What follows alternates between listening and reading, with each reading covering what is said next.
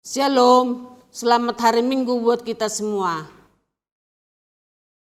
Sebelum kita memulai ibadah kita pada pagi hari ini, marilah kita satukan hati dan pikiran kita untuk memuji Tuhan. Mari kita masuk saat teduh.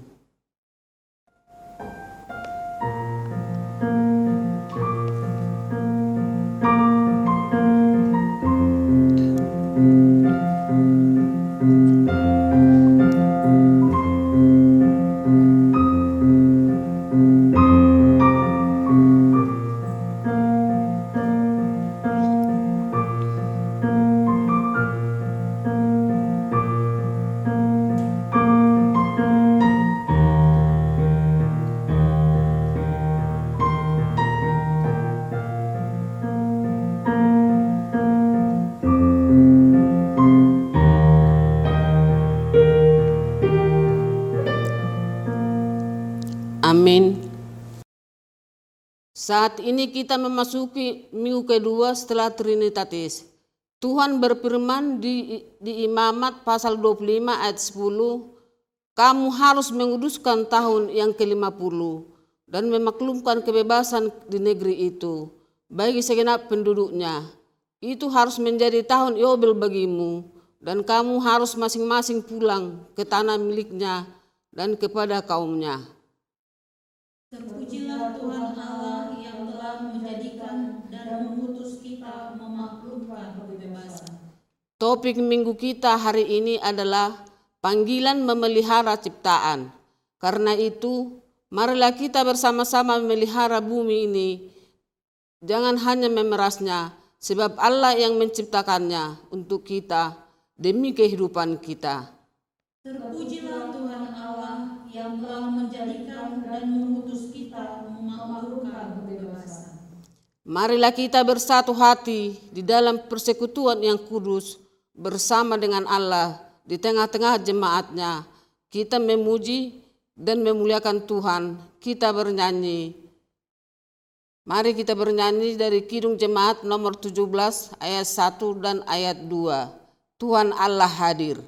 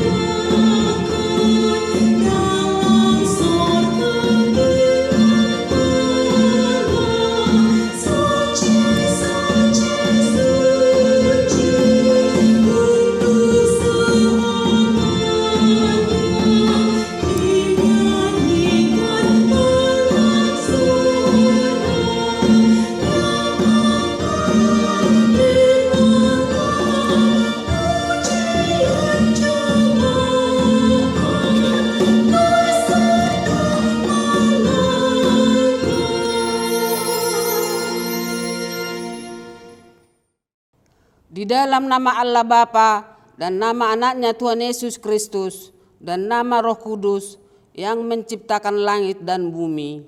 Amin. Sehingga hidupmu layak di hadapannya serta berkenan kepadanya dalam segala hal, dan kamu memberi buah dalam segala pekerjaan yang baik dan bertumbuh dalam pengetahuan yang benar tentang Allah. Beribadahlah kepada Tuhan dengan sukacita. Datanglah ke hadapannya dengan sorak-sorai. Haleluya.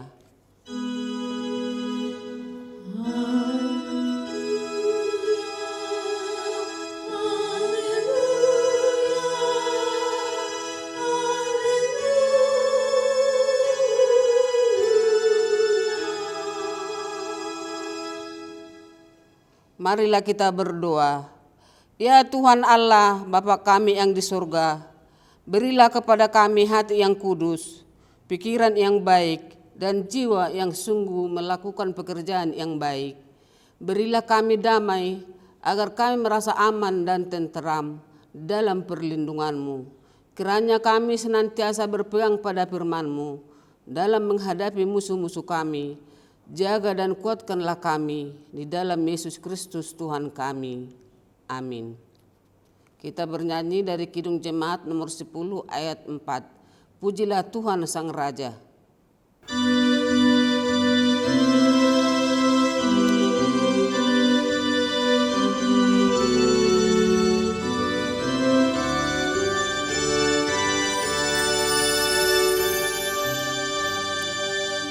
Pujilah Tuhan yang dapat dan mampu melakukan jauh melebihi doamu dan yang kau rindukan. Ingatlah Ia berkuasa penuh.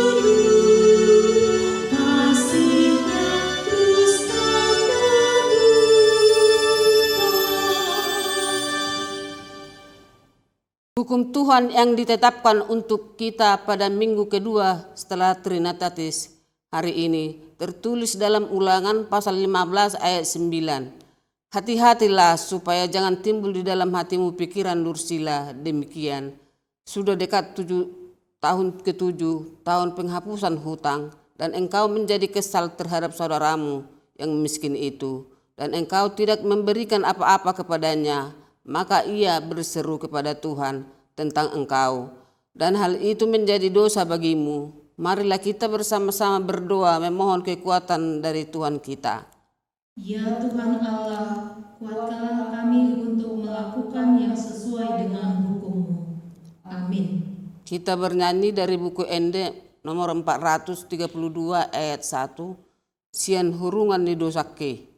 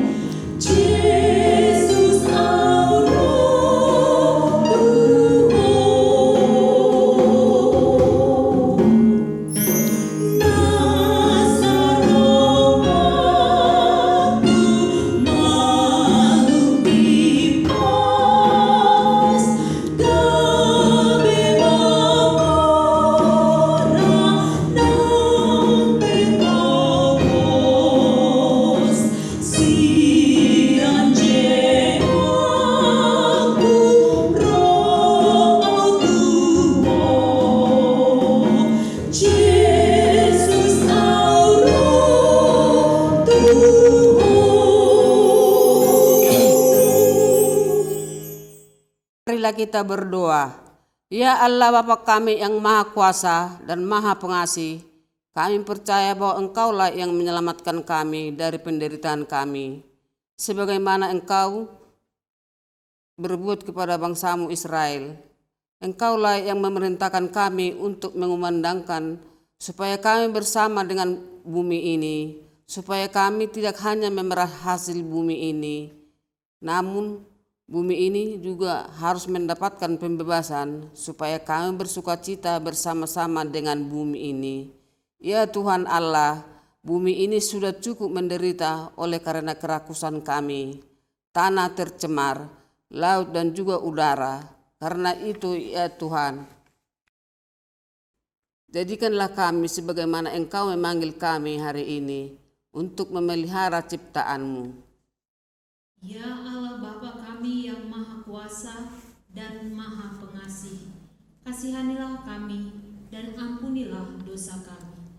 Ya Allah Bapa kami yang Maha Kuasa dan Maha Pengasih, kami orang berdosa yang hina ini datang ke hadapan-Mu yang kudus dan mulia, mengaku dan meminta keampunan segala dosa dan kejahatan kami.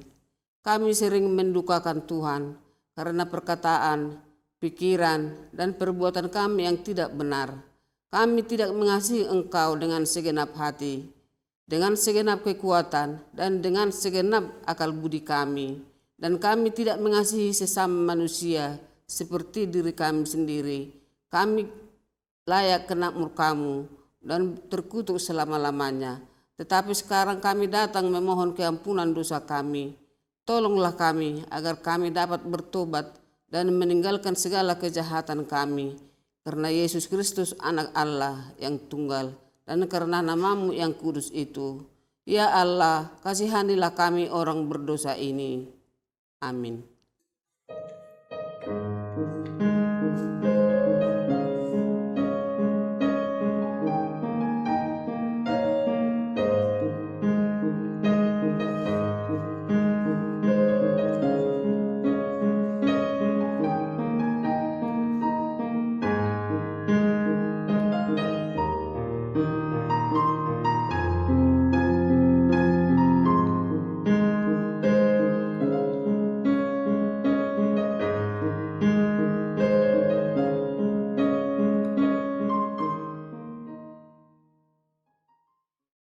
Janji Tuhan tentang pengampunan dosa, sekalipun dosamu merah seperti kermiji, akan menjadi putih seperti salju. Sekalipun berwarna merah seperti kain kusumba, akan menjadi putih seperti bulu domba. Kemuliaan bagi Allah di tempat yang maha tinggi. Amin. Kita bernyanyi dari Kidung Jemaat nomor 392 ayat 1. Ku berbahagia.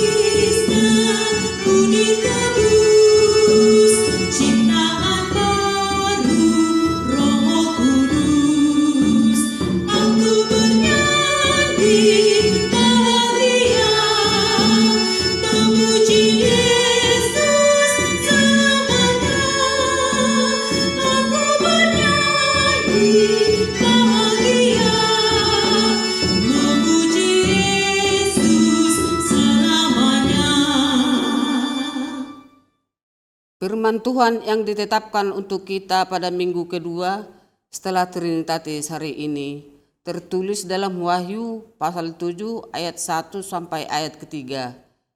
Kemudian daripada itu aku melihat 4 malaikat berdiri pada keempat penjuru bumi, dan mereka menahan keempat angin bumi supaya jangan ada angin bertiup di darat atau di laut atau di pohon-pohon. Dan aku melihat seorang malaikat lain muncul dari tempat matahari terbit. Ia membawa meterai Allah yang hidup, dan ia berseru dengan suara nyaring kepada keempat malaikat yang ditugaskan untuk merusakkan bumi dan laut. Katanya, janganlah merusakkan bumi atau laut atau pohon-pohon sebelum kami memeteraikan hamba-hamba Allah kami pada dahi mereka. Demikian firman Tuhan. Berbahagialah orang yang mendengar firman Tuhan serta memeliharanya. Amin.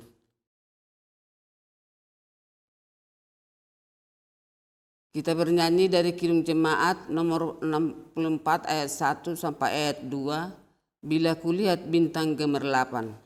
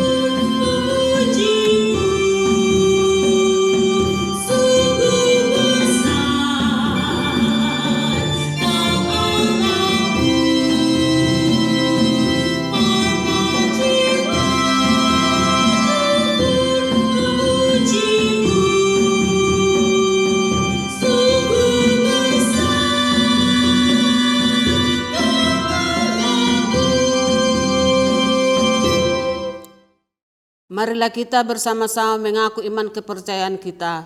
Sebagaimana teman-teman seiman di seluruh dunia, kita bersama-sama mengucapkannya. Aku percaya kepada Allah, Bapa yang Maha Kuasa, Khalik langit dan bumi. Aku percaya kepada Yesus Kristus, Anaknya yang tunggal Tuhan kita, yang dikandung daripada Roh Kudus, lahir dari anak darah Maria, yang menderita sengsara di bawah pemerintahan Pontius Pilatus, disalibkan, mati dan dikuburkan, yang turun ke dalam kerajaan maut, pada hari yang ketiga bangkit pula dari antara orang mati, naik ke surga, duduk di sebelah kanan Allah, Bapa yang Maha Kuasa, dari sana akan datang kelak untuk menghakimi orang yang hidup dan yang mati. Aku percaya kepada Roh Kudus dan adanya satu gereja yang kudus dan am, persekutuan orang kudus, pengampunan dosa, kebangkitan daging, dan hidup yang kekal. Amin.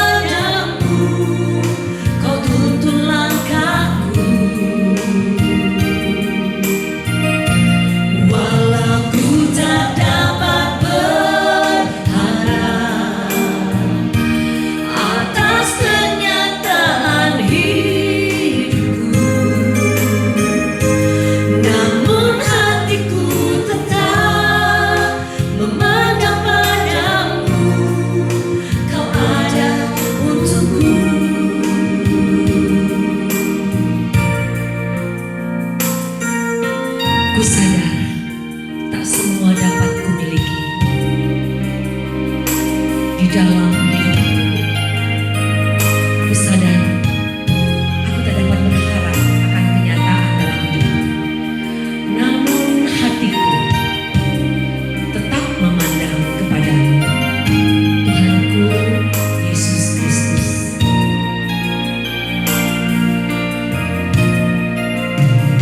Ku tak semua dapat aku miliki di dalam hidupku.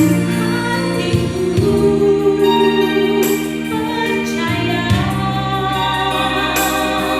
rancanganmu bagiku adalah yang terbaik. Walau ku tak dapat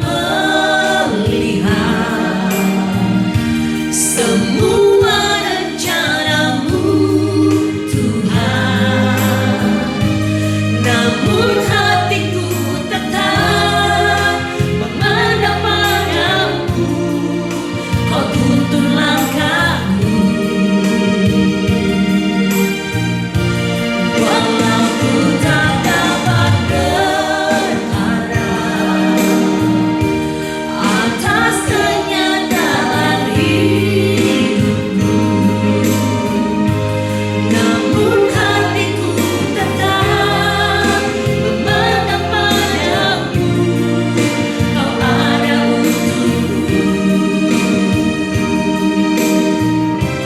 Walau ku tak dapat berharap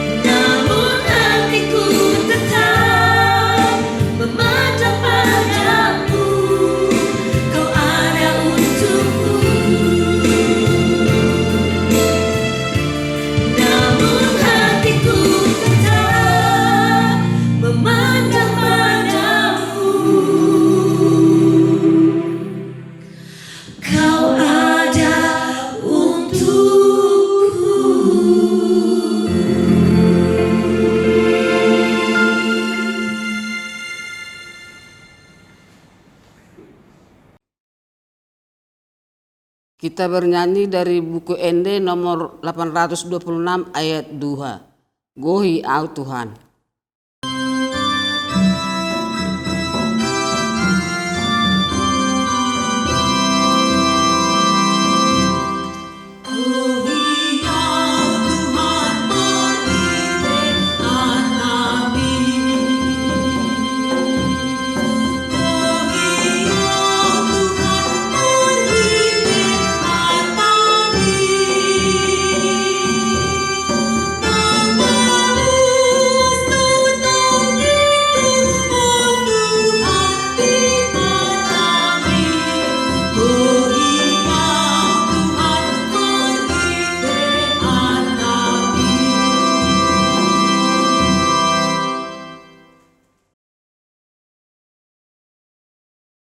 Damai sejahtera Allah yang melampaui segala akal, itulah kiranya yang memelihara hati dan pikiran saudara-saudara di dalam nama anaknya Tuhan kita Yesus Kristus.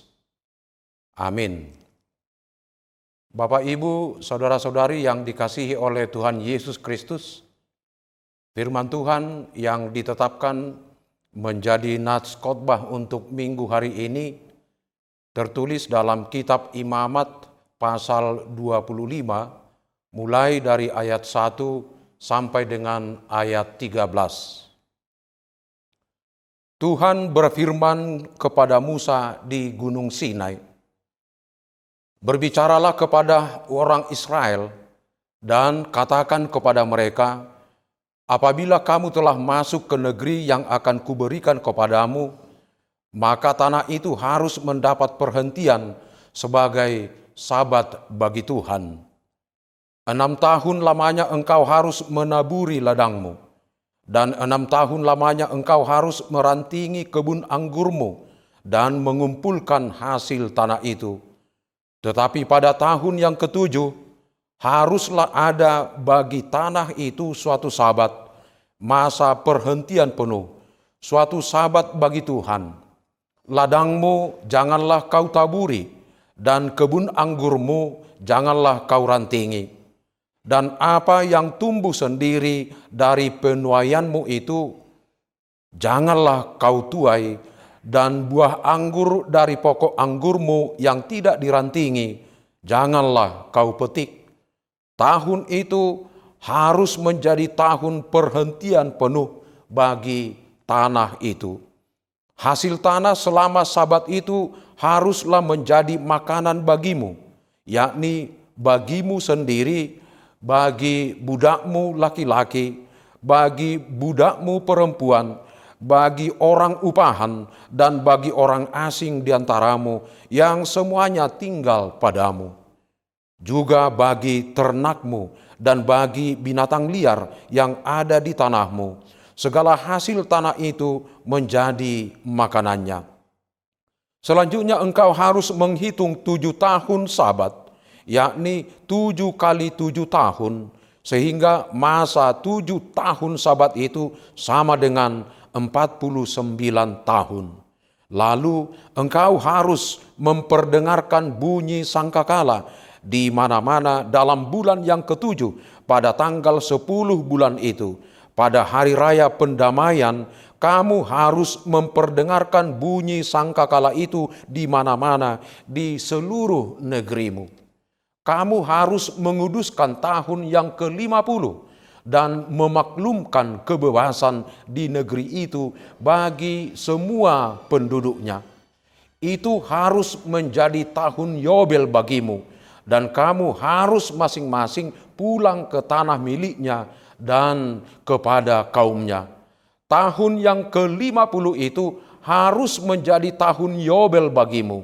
Jangan kamu menabur, dan apa yang tumbuh sendiri dalam tahun itu jangan kamu tuai, dan pokok anggur yang tidak dirantingi jangan kamu petik buahnya. Karena tahun itu adalah tahun Yobel, haruslah itu kudus bagimu. Hasil tahun itu yang hendak kamu makan harus diambil dari ladang. Dalam tahun Yobel itu, kamu harus masing-masing pulang ke tanah miliknya. Demikian firman Tuhan. Saudara-saudari yang dikasihi oleh Tuhan Yesus Kristus, dalam hidup ini soal istirahat itu sangat penting bagi kehidupan kita. Tidak mungkin orang hanya terus-menerus bekerja tanpa beristirahat, karena hal itu sangat berbahaya bagi kehidupan. Tapi mustahil pula bila orang hanya mau beristirahat tanpa bekerja, kecuali bila yang bersangkutan sakit parah. Karena kinerja yang bermutu hanya dapat dihasilkan oleh mereka yang cukup beristirahat. Sebaliknya, istirahat yang paling nikmat adalah untuk mereka yang telah bekerja paling penat. Oleh sebab itu, sejak awal Allah sudah menetapkan ritme kehidupan yang teratur dan menetap, yakni bekerja 6 hari dan istirahat 1 hari. Hal itu Tuhan dasarkan pada caranya sendiri ketika menciptakan langit dan bumi dan segala isinya. Dalam cerita penciptaan di kitab Kejadian pasal 1 ayat 31b sampai dengan pasal 2 ayat 3 kita baca, jadilah petang, jadilah pagi, itulah hari ke-6. Demikianlah diselesaikan langit dan bumi dan segala isinya. Ketika Allah pada hari ke-7 telah menyelesaikan pekerjaan yang dibuatnya itu, berhentilah ia pada hari ke-7 dari segala pekerjaan yang telah dibuatnya itu. Lalu ia memberkati hari ke-7 itu dan menguduskannya. Ketika bangsa Israel keluar dari Mesir dan diterima menjadi umat Allah, hal itu ditegaskan kembali dalam Dekalog atau ke-10 hukum, yakni pada hukum yang ke-4. Ingatlah dan kuduskanlah hari Sabat. 6 hari lamanya engkau akan bekerja dan melakukan segala pekerjaanmu. Tetapi hari ke-7 adalah hari Sabat Tuhan Allahmu. Maka jangan melakukan sesuatu pekerjaan, engkau atau anakmu laki-laki, atau hambamu perempuan, atau hambamu atau orang asing yang ada di tempat kediamanmu. Sebab 6 hari lamanya Tuhan menjadikan langit dan bumi, laut dan segala isinya, dan ia berhenti pada hari ke-7. Itulah sebabnya Tuhan memberkati hari Sabat dan menguduskannya. Dengan demikian, terciptalah satu siklus 7 hari atau mingguan yang terdiri dari 6 hari kerja dan 1 hari istirahat atau Sabat di dalam kehidupan sosial dan keagamaan bangsa Israel. Bahkan pada perkembangan selanjutnya, siklus itu diperluas lagi menjadi siklus 7 tahunan dan 50 tahunan. Mengenai kedua hal yang disebut belakangan itu, dalam nats khotbah minggu hari ini dikatakan, melalui Musa, Allah mengaturkan kepada umat Israel agar melakukan, pertama, tahun Sabat.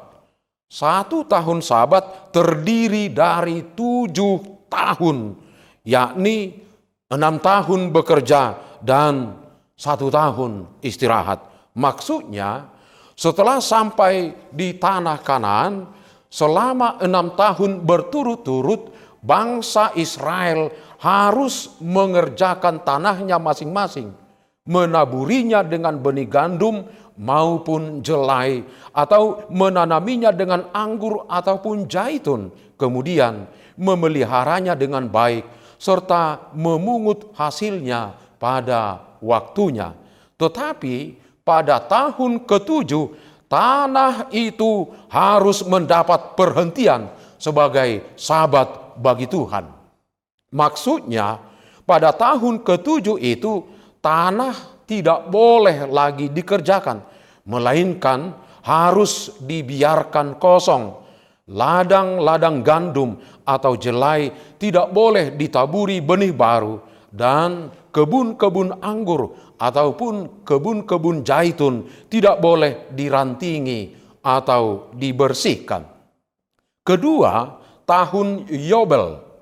1 tahun Yobel terdiri dari 7 tahun Sabat. Jadi 7 kali 7 tahun sama dengan 49 tahun. Dirayakan setahun sesudah itu. Jelasnya pada tahun yang ke-50. Pada tahun itu juga sama seperti pada tahun Sabat, semua tanah tidak boleh dikerjakan dan ditanami. Pohon-pohon anggur dan zaitun pun tidak boleh dirantingi, melainkan harus dibiarkan terlantar. Lalu, apakah arti semua itu? Saudara-saudara, itulah salah satu cara Allah untuk memelihara dan menjaga kelangsungan hidup manusia. Dan mengenai itu, berdasarkan nats khotbah pada minggu hari ini, ada 3 hal yang mau disampaikan kepada kita masing-masing. Yang pertama, mengenai pemeliharaan Allah dalam konteks hubungan manusia dengan tanah. Tuhan menetapkan bahwa tanah harus beristirahat, tanah harus berhenti. Hal ini berulang kali disampaikan dalam nats ini, yaitu di ayat 2, ayat 4, dan ayat 5. Ini mau mengatakan kepada umat Israel dan kita yang hidup pada saat ini bahwa sesungguhnya tanah itu hidup dan tanah itu memberikan kehidupan. Kita ingat bahwa manusia dicipta dari tanah, diam di tanah, dan hidup dari tanah. Memang untuk tenggang waktu yang tertentu, manusia boleh hidup bukan di tanah. Para awak kapal misalnya, baik kapal permukaan air maupun kapal bawah air atau kapal selam, berbulan-bulan lamanya boleh berada di atas atau di bawah permukaan air. Para awak laboratorium angkasa berbulan-bulan bisa berdiam diri di ruang angkasa. Tetapi suatu saat mereka pasti kembali dan berdiam lagi di atas tanah. Ya, manusia tidak dapat dilepaskan dari hubungan dengan tanah.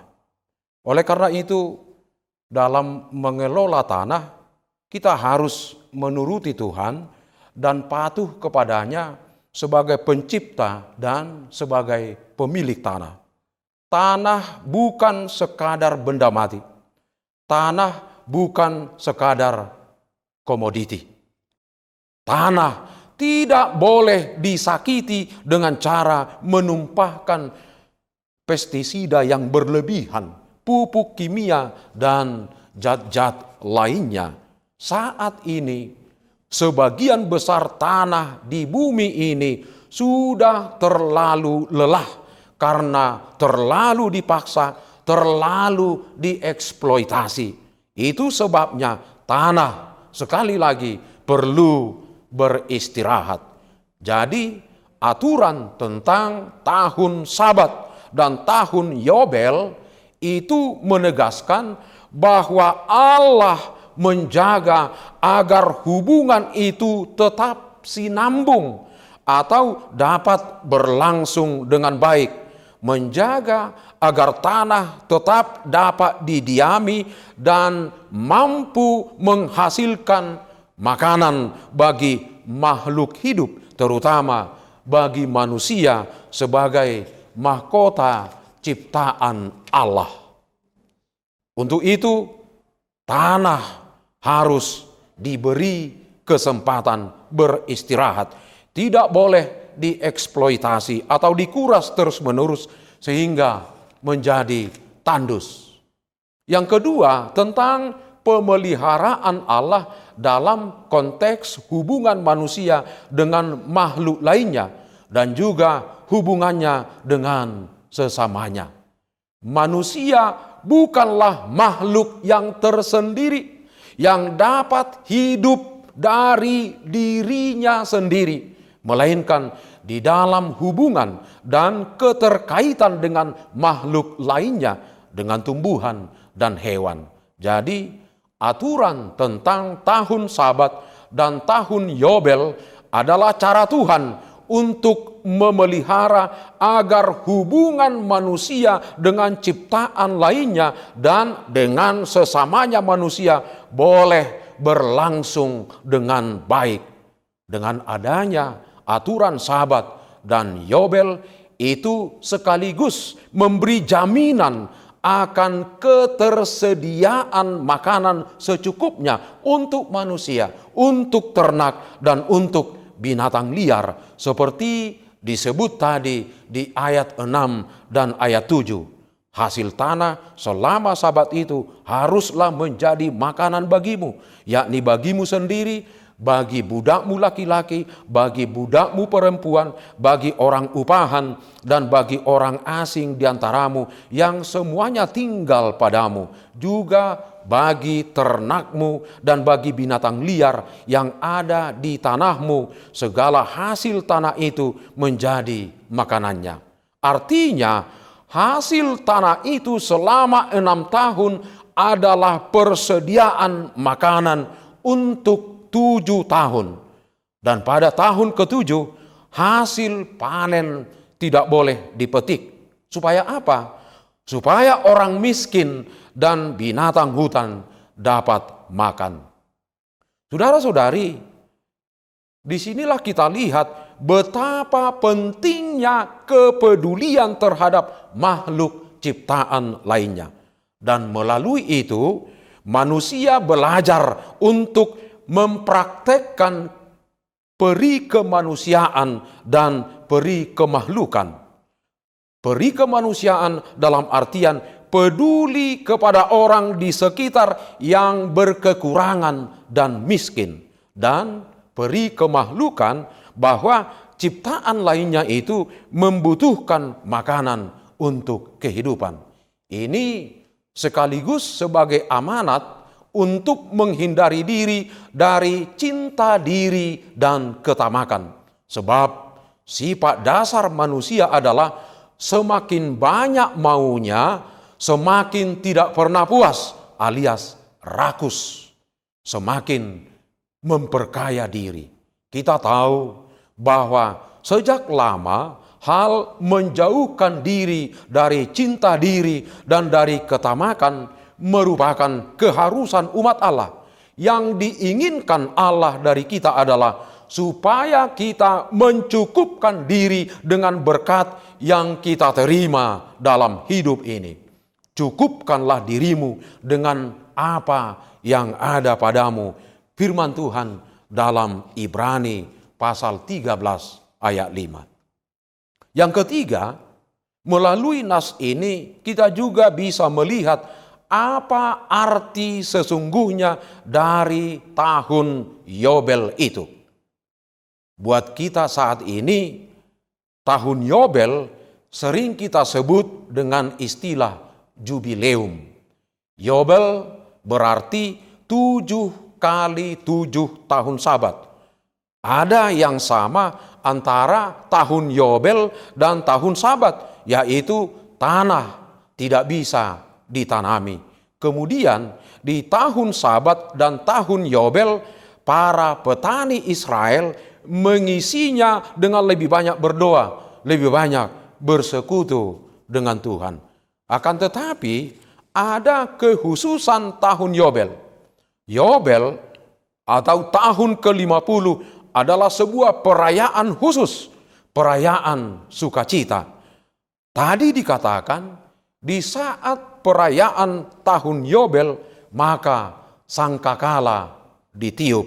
Itu artinya bahwa tahun Yobel adalah perayaan besar yang dipenuhi sukacita, yang ditandai dengan tindakan pembebasan budak dan pembebasan hutan. Orang-orang yang menghambakan diri karena terlilit utang harus dibebaskan agar dapat kembali kepada kaumnya, dan tanah-tanah yang sempat terjual dan tidak mampu ditebus harus dikembalikan kepada pemiliknya semula atau kepada ahli warisnya. Dengan demikian, hubungan antar manusia dalam konteks sosial dan ekonomi dipulihkan kembali, sehingga kehidupan dapat berlangsung dengan baik dan serasi. Ini yang istimewa dalam tahun Yobel. Pada tahun Yobel, Tuhan meminta umat Israel untuk membebaskan tanah dan juga membebaskan sesama manusia. Tanah dibebaskan dengan cara tidak ditanami, dan sesama dibebaskan dengan cara memerdekakan budak yang punya hutang, hutangnya dihapuskan atau diputihkan. Sekali lagi, ini hendak menegaskan bahwa bangsa Israel dan juga kita masing-masing harus bebas dari sifat tamak, bebas dari sifat rakus dan cinta diri. Saudara-saudari yang dikasihi Yesus Kristus, melalui nas ini ada beberapa hal yang harus kita ingat bersama. Pertama, kepada kita diingatkan bahwa pemilik bumi dan segala isinya adalah Tuhan. Ini yang dikatakan oleh pemazmur di Mazmur pasal 24 ayat 1. Tuhanlah yang empunya bumi serta segala isinya, dan dunia serta yang diam di dalamnya. Artinya, manusia, tanah, tumbuhan, dan binatang adalah milik Allah. Kita hanya sebagai pengontrak, sebagai pengelola. Maka tugas kita adalah menjaga kelestarian dan kesejahteraan tanah, menjaga kesejahteraan manusia, kesejahteraan tumbuhan, ternak, dan seluruh ciptaan lainnya. Kita harus bahagia dengan apa yang ada pada kita dan hidup sederhana, jauh dari cinta diri, ketamakan, dan kerakusan. Kedua, saat ini banyak gereja kita yang merayakan jubileum. Ada jubileum 50 tahun, 75 tahun, 100 tahun, bahkan sudah ada yang 150 tahun. Namun yang menjadi pertanyaan, bagaimana kita mengisi perayaan jubileum itu mengacu pada firman Tuhan hari ini? Perlu kita ingat, jubileum adalah perayaan sukacita. Sukacita akan pemeliharaan Tuhan bagi kehidupan umatnya dan kehidupan gerejanya. Oleh karena itu, dalam berjubileum, gereja sebagai lembaga dan sebagai orang Kristen seharusnya memberi kesejahteraan kepada bumi, memberi pertolongan kepada orang miskin dan yang menderita. Karena jubileum adalah gerak, sebuah aksi untuk mempraktekkan kepedulian kepada seluruh ciptaan Tuhan. Nah, ini secara khusus menjadi tugas berat gereja kita di Pulau Asem. Di saat tidak berapa lama lagi, tinggal 3 tahun lagi, kita akan merayakan jubileum. Karena di tahun 2023 usia gereja kita ini genap 50 tahun. Mulai sekarang kita sudah harus memikirkan kegiatan, memikirkan program yang bisa kita lakukan untuk mengisi jubileum gereja kita agar mendatangkan kesejahteraan bagi warga jemaat, bagi sekitar, dan bagi ciptaan lainnya. Ketiga, nas ini juga hendak menegaskan kepada kita bahwa Yesus adalah pembebas kita yang sempurna. Kita dibebaskan dan diangkat menjadi mitra kerja Tuhan untuk membawa pembebasan dunia yang sedang menderita ini dengan mengandalkan penyertaan Tuhan sendiri. Ketiga, nats ini juga hendak menegaskan kepada kita bahwa Yesus adalah pembebas kita yang sempurna. Kita dibebaskan dan diangkat menjadi mitra kerja Tuhan untuk membawa pembebasan dunia yang sedang menderita ini dengan tentunya mengandalkan penyertaan Tuhan sendiri. Maka biarlah hidup kita bersukacita karena pembebasan yang telah Tuhan berikan, dan marilah kita bergerak menjadi alat Tuhan sebagai pembawa kebebasan bagi dunia ini. Amin. Kita berdoa. Bapa di sorga, dalam nama anak-Mu Yesus Kristus, kami sungguh-sungguh bersukacita pada saat ini karena Tuhan masih menyertai kami, memberi kesempatan ini kepada kami masing-masing untuk bersekutu dengan-Mu melalui ibadah di rumah kami masing-masing. Terima kasih atas firman-Mu yang telah mengingatkan kami kembali akan panggilan kami sebagai mahkota dari ciptaan-Mu, yaitu untuk memelihara dunia ini, memelihara ciptaan yang lainnya itu supaya lestari, karena dari situlah kami boleh hidup di dunia ini. Ya Allah, Bapa kami yang Maha Pengasih, tolonglah kami senantiasa untuk merawat, untuk melestarikan bumi ini. Ingatkan kami senantiasa akan tanggung jawab besar itu, supaya kami boleh hidup, boleh bersekutu, boleh berinteraksi di dunia yang telah Engkau ciptakan ini. Berkati persekutuan kami pada saat ini. Dan juga kiranya Tuhan senantiasa memberkati seluruh anggota jemaat-Mu dimanapun mereka berada pada saat ini. Engkau berikan sukacita dalam kehidupan mereka masing-masing. Engkau tolong yang dalam keadaan penderitaan, yang dalam keadaan sakit penyakit, tiliklah kehidupan mereka. Beri penghiburan, beri kesembuhan bagi mereka. Dan kiranya di minggu yang baru yang telah Tuhan karuniakan kepada kami masing-masing, mohon penyertaan Tuhan untuk segala tugas dan tanggung jawab kami, agar apa yang kami kerjakan boleh menjadi kemuliaan bagi nama-Mu dan sukacita bagi kami. Terpujilah nama-Mu Tuhan, di dalam nama anak-Mu Yesus Kristus kami berdoa kepadamu. Amin.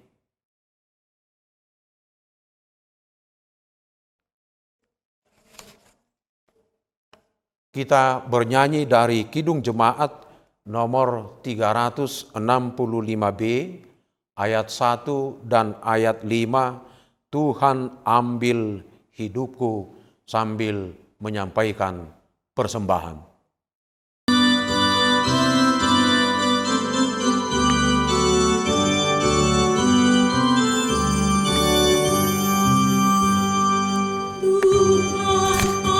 Tuhan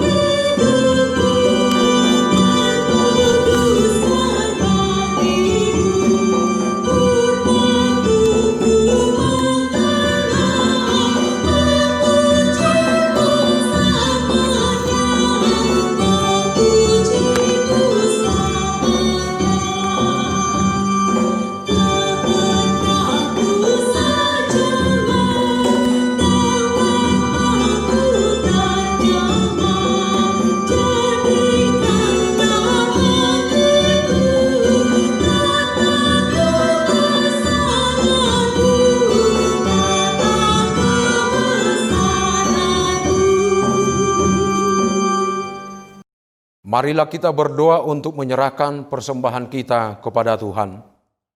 Ya Allah Bapa kami yang di sorga, kami mengaku bahwa Tuhan adalah sumber dari segala karunia yang melimpah dalam kehidupan kami masing-masing. Sebagian daripada karunia itu kami serahkan kembali sebagai persembahan kepada Tuhan. Terimalah dan berkatilah persembahan umat-Mu ini, agar dapat kami pergunakan untuk pekerjaan dan pelayanan kerajaan Tuhan di dunia ini. Bukalah hati kami untuk mengenal betapa banyak berkat dan karunia yang kami peroleh dari Tuhan, supaya kami senantiasa bersyukur kepadamu di dalam nama Yesus Kristus Tuhan kami. Amin. Tuhan karuniamu, roh dan jiwaku semua, nyawa juga hidupku, harta milikku semua,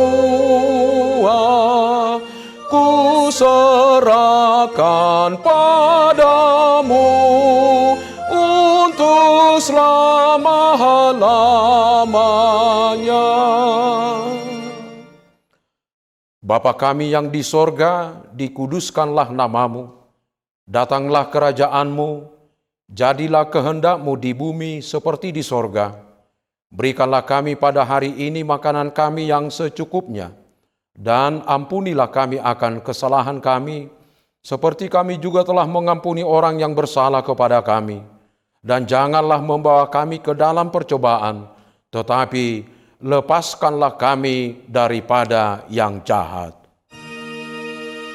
Karena Engkau punya kerajaan dan kekuasaan dan kemuliaan sampai selama-lamanya. Amin.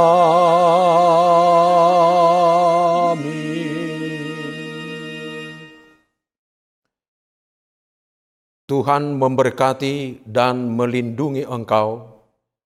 Tuhan menyinari engkau dengan wajah-Nya dan memberi engkau kasih karunia.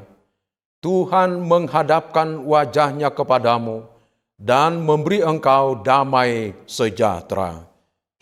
Amin. Amin.